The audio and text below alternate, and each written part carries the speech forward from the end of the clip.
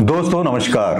आज की दो घटनाओं का जिक्र जरूर करना चाहूंगा जो सोशल मीडिया पर बहुत बुरी तरह से वायरल हो रही है। जहां कलकत्ता के बलात्कार कांड पर अभी तक राजनीति शांत होने का नाम नहीं ले रही, जहां कलकत्ता के केस में कई अज्ञात लोगों द्वारा हमला किया जाता है और मीडिया के द्वारा पूरा ट्रायल चलाया जाता है, जबकि सबसे तेज एक्शन कलकत्ता पुलिस लेती है।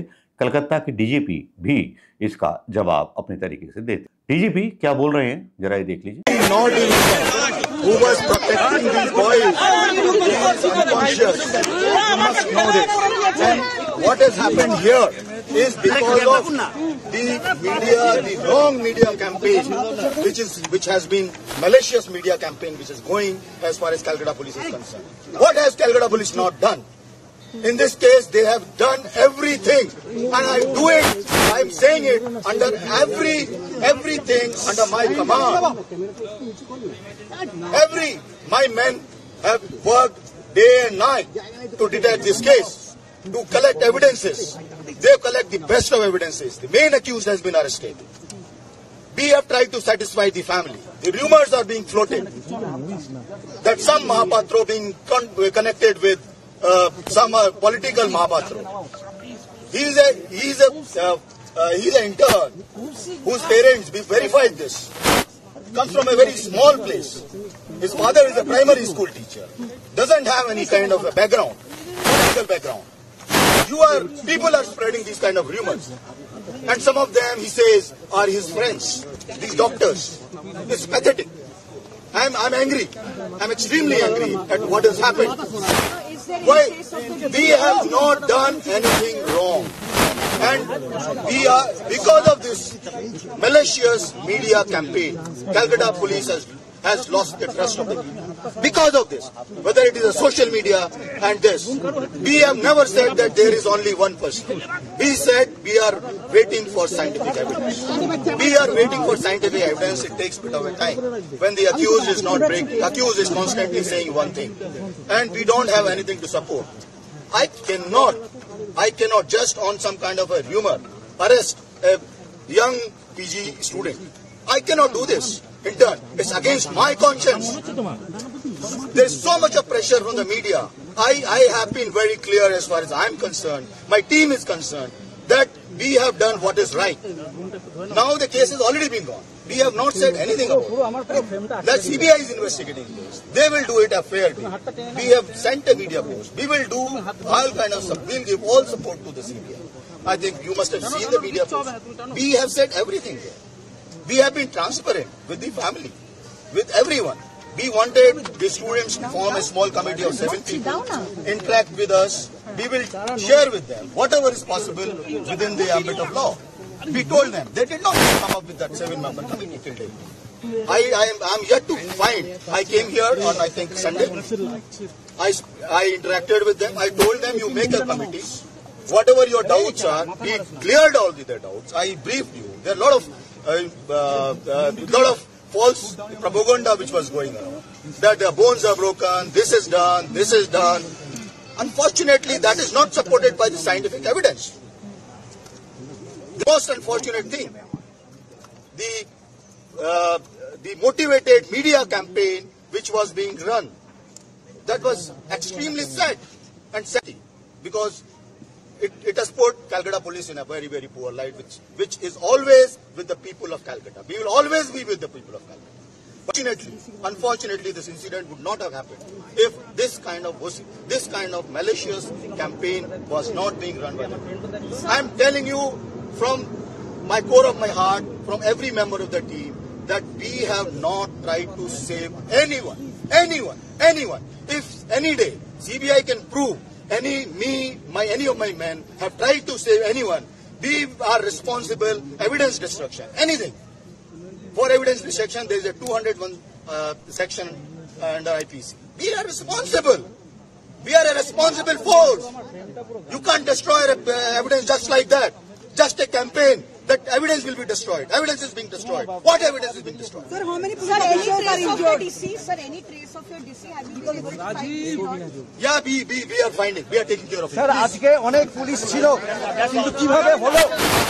साहब का ये बयान आपने सुन लिया होगा और उसके बाद जो है यहाँ सवाल उठते हैं कि नीतीश कुमार के राज में भी एक ऐसी खौफनाक घटना होती है कि संजय राय नामक दबंग 9वीं में पढ़ने वाली बच्ची का उसके माँ बाप और भाई के सामने अपहरण करता है, उसका गैंगरेप करता है।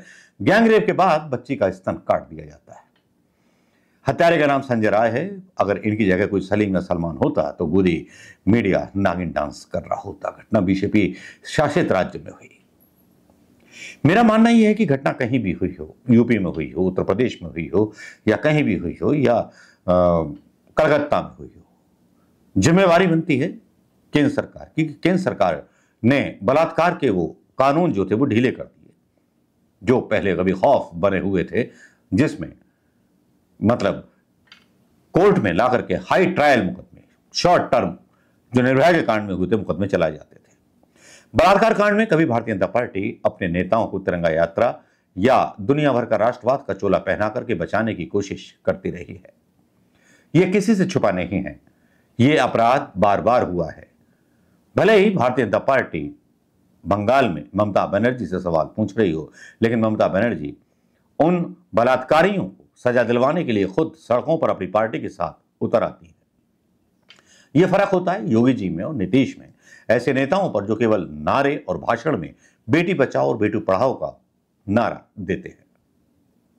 काश योगी साहब की इतनी बेइज्जती ना हुई होती कि जब उन्होंने उत्तर प्रदेश की विधानसभा में नाम लिया था पवन कुमार यादव का और एक मुसलमान अरबाज का, तो वहां किरकिरी नहीं होती कि पवन यादव नाम का व्यक्ति बाहर आ जाता है और अंदर रह जाते हैं सब कुछ ख्याल योगी जी के। और अखिलेश यादव इस पर तंज लेते हैं छेड़छाड़ के मामले में। क्या कहते हैं अखिलेश यादव, जरा ये सुन। जब वो लड़के पकड़े गए और लोग विधानसभा में नाम लिया गया, वो लड़का आया है एक यादव, आइए, ये बेचारा चाय पी रहा